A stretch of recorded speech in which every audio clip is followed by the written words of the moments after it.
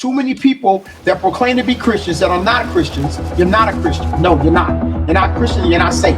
None of that. They're talking about it don't take all that. Anybody who say they saved, if God frees a space up in you, that space is now supposed to be occupied by the Spirit of God and the Word of God. Period. It's not supposed to be occupied by I got another job. Yes, sir. It is an insult to the cross. It's an insult to the fact that He died and He bled for us. And you telling me He did all that and we don't need to try to do even more? We can live halfway. You ain't saved. You don't know Jesus Christ, your Lord and Savior, and He don't know you.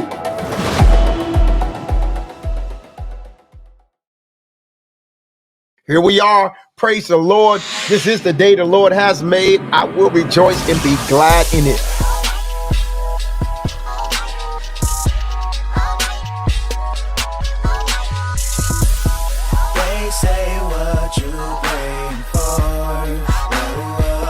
Praise the Lord, everybody. This is Everyday Preachers answering everyday questions. Right back at you.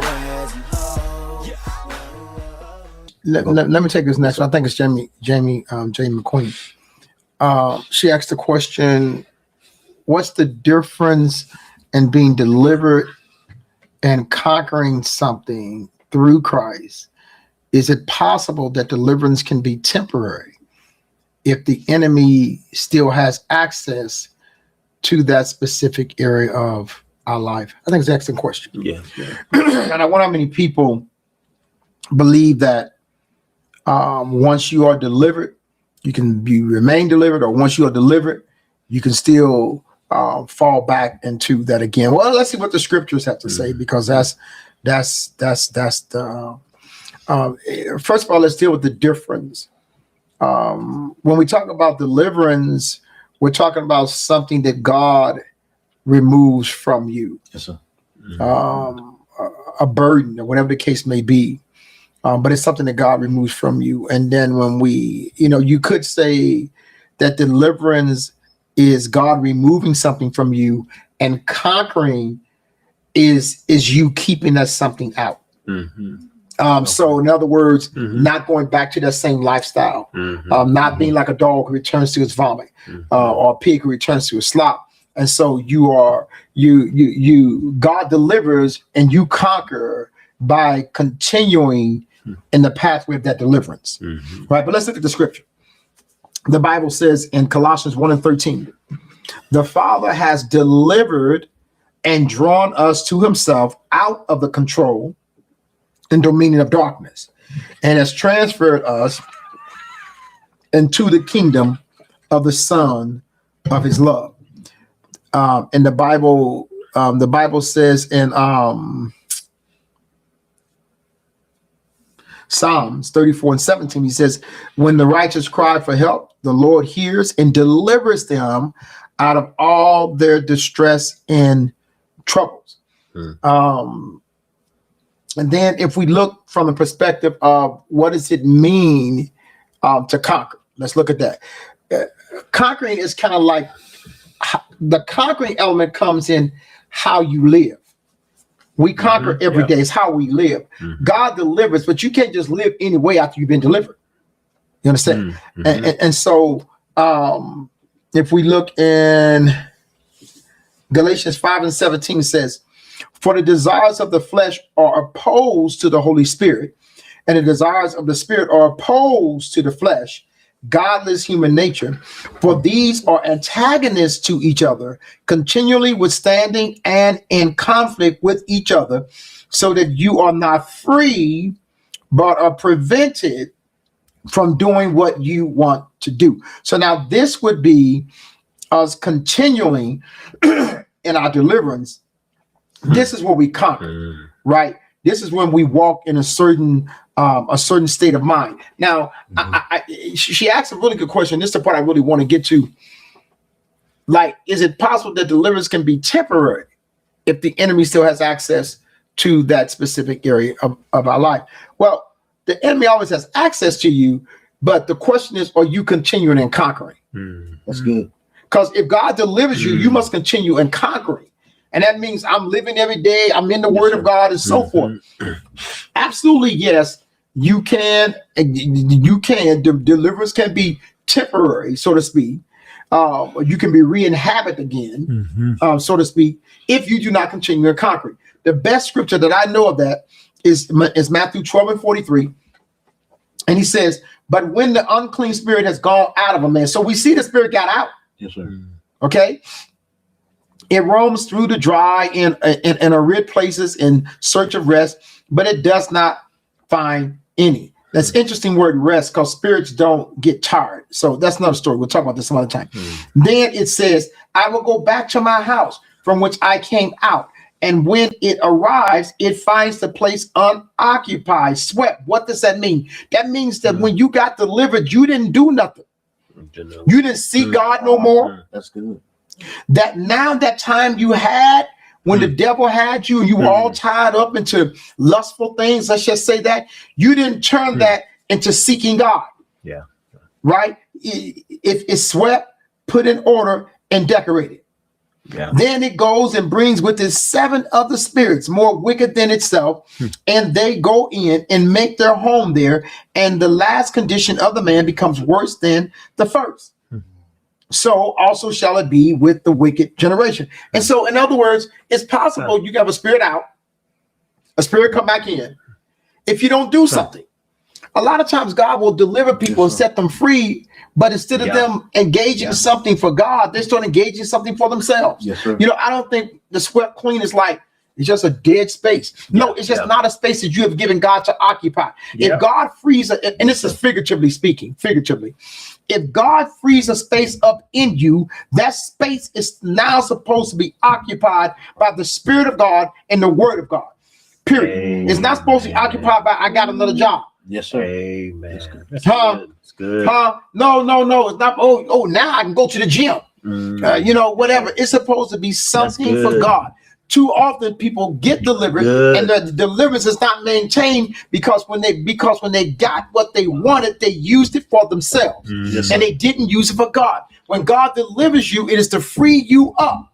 It is to relieve the burden so that you can do what God has called for you to do. It is not so you can do what makes you feel good. It's not so you can do what feels pleasing to the flesh. No, do what God has called for you to do. So yes, ma'am, Miss Jamie, you can definitely be reoccupied again by the Spirit if you don't do anything with it. The key, and I keep telling people, It's good. Yes, sir. and I'll keep on saying it.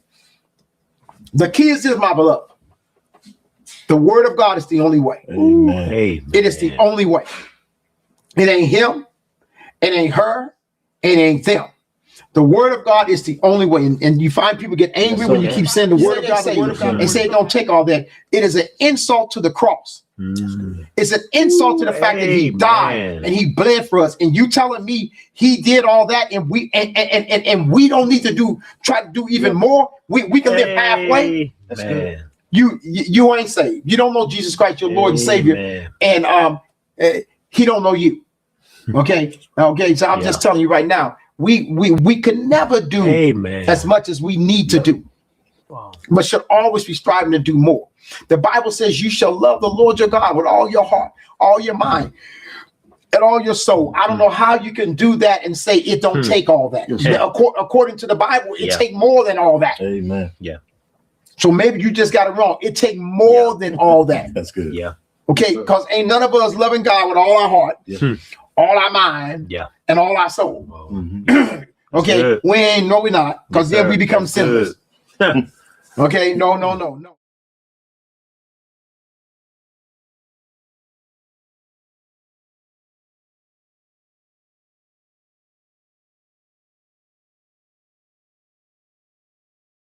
Praise the Lord. We have one also heard by Mr. Uriah McQueen. He said over in Luke 22, verses 3 and 4. When you're not saved, can Satan take possession of you, or is it based on will and the situation?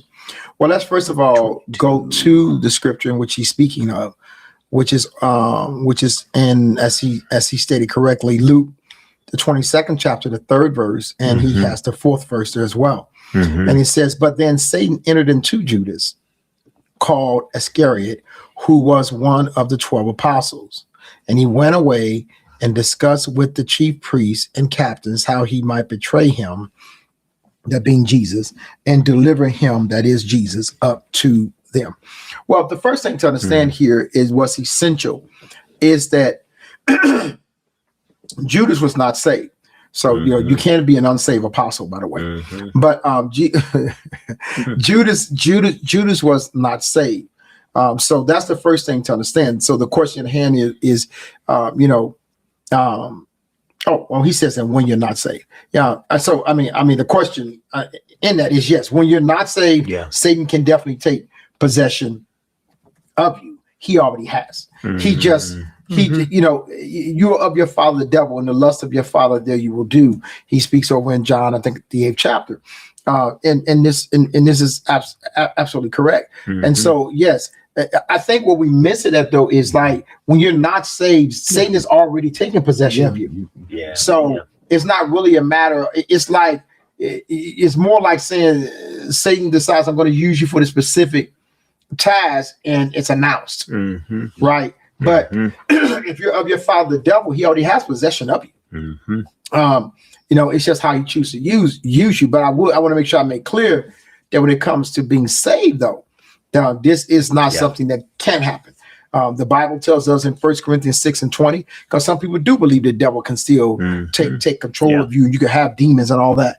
The Bible says in 1 Corinthians 6:20, do you not know that your body is the temple, the very sanctuary of the Holy Spirit, who lives within you, whom you have received as a gift from God? You are not your own.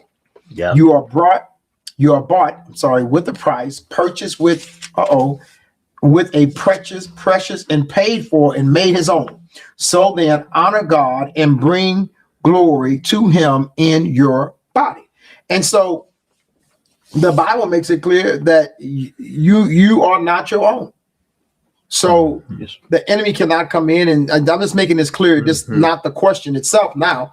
The question itself is simply, I think it's 8:44 maybe of St. John. But that you have your father, the devil, and the lust of your father you would do. We'll read that here in just a moment. But I want to make sure you understand that when you're saved, this is not a consideration. Also, if we look at in Ephesians 1:13. It says, in him you also who have heard the word of truth, the glad tidings, gospel of your salvation, and have believed in him, and adhered to and relied on him, were stamped and sealed of the long promised Holy Spirit.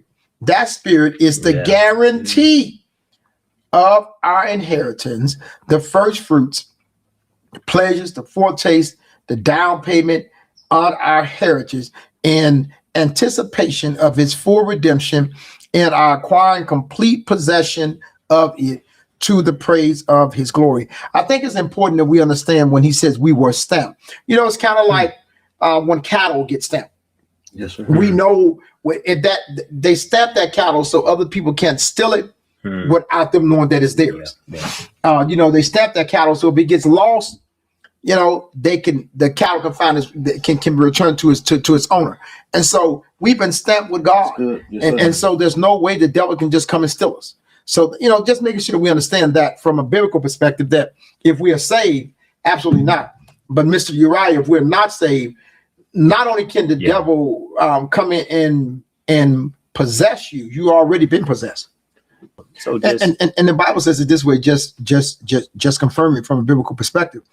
And St. John 8:44, he says, you are of your father, the devil, and it is your will to practice the lust and gratify the desires which are characteristic of your father. He was a murderer from the beginning and does not stand in truth, because there is no truth in him. When he speaks a falsehood, he speaks what is natural to him, for he is a liar himself, and the father of lies and of all that is false. Now, I won't go through all this, but if you read this chapter, the Pharisees come back talking about what you talking about, man. We be the sons, we be the sons of Abraham. Yes, they sir. were not running saying, "Oh, I know the devil's my father." Mm-mm. They denied to Jesus that they were possessed, so to speak, that they were possessed or being controlled by Satan. Yeah. And matter of fact, in 8:48, he says, the Jews answered him, "Are we not right when we say you are a Samaritan and that you have a demon?" They told Jesus he had a demon. Wow. That you are under the power of an evil spirit. Yeah. And that's something. Yes, so they told Jesus, and Jesus answered, "I'm not possessed by a demon. On the contrary, Wow. I honor and reverence my Father, and you dishonor and despise and vilify and scorn me." And so they were not in the place of acknowledging that they were being possessed. In verse 52, they say, the Jews said to him, "Now we know that you are under the power of a demon, and saying, Abraham died, and also the prophets. Yet you say, if a man keeps my word, he will never taste of death into all eternity." And so just looking at this and understanding that as he's speaking, they're saying to him, "You're the devil." And Jesus telling them, "No, you're the devil. Yes, sir. And right now you're doing the lust of your father. You want to kill me." Right? Yes, They say in verse 56, Jesus says, "Your forefather Abraham was extremely happy at the hope and the prospect of seeing my day, my incarnation, and he did see it and was delighted." That's deep. Then the Jews said to him, "You are not yet 50 years old, and have you seen Abraham?" Anyway, they have no sense of recognizing that Jesus is the Savior and that he has come. Yes, and so just because someone's possessed by a demon doesn't mean they know they're possessed by a demon. Jesus made it very clear, you are under control of a demon. Yeah. Yes. But they said, no. Early on, they tell Jesus, we be the seed of Abraham. Yes, sir. Abraham is our father, they said. So just help you understand that every possession is not someone who levitates off the bed and their head spins around and they can vomit and speak in Latin and all of this. There are people living in anyone who ain't saved possessed. Yes, sir. Yeah. No, that's good. Yes, sir. Yes, sir. Anyone who ain't saved, the scriptures told you 8:44, you are of your father the devil, and the lust of your father will do. To do the lust of the devil means you're possessed. Yes, sir. What do you think you're doing? And so, President answers your question, Miss Uriah, with a little bit more. They say